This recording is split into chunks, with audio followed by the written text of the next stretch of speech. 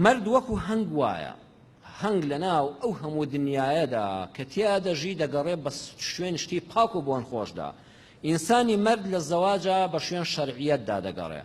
کوڕێکی هێندە مەردە ئەگەر مەبەستی کچێک بوو قسەیەکی لەگەڵا دەکا، برایانێک دەپرسن مامۆستا قسەکردن لەگەڵ کچانێکە حەڵاڵە، برانی خۆشەویستم، دینی ئێمە کۆت و زنجیری گەنجان ناکە، بەڵام دەیەوێ بەختەوەربی.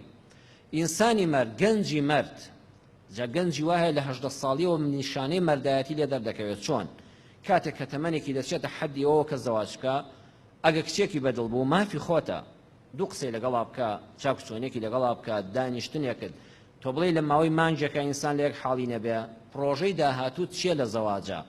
لەگەڵ ماڵی باوکت دەژی، لە لادێ دەژی، لە شارە دەژی، چیت هەیە چین نییە، واریداتت داهاتت، ئەم قسانە کچەکەش بە هەمان شێوە بۆ تۆ.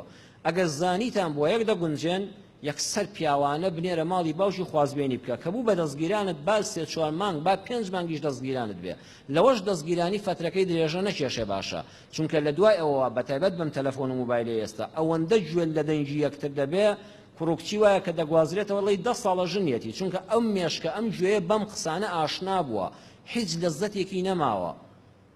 جاران بۆچی گەنجان کە ژنیان دێنا ساڵێکیش ئەو بووکو زاوایە هەر تازە بوون؟ چونکە زۆر مشتاقی و گوێی لە دەنگی دەستگیرانەکەی بێ، حەد بە حاڵ چاوی پێ بکەوێ.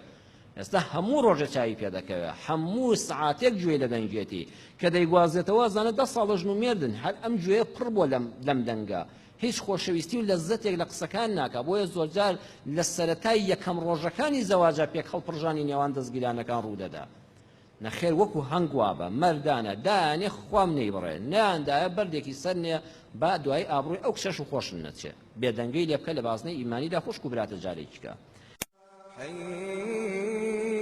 على الفلاح.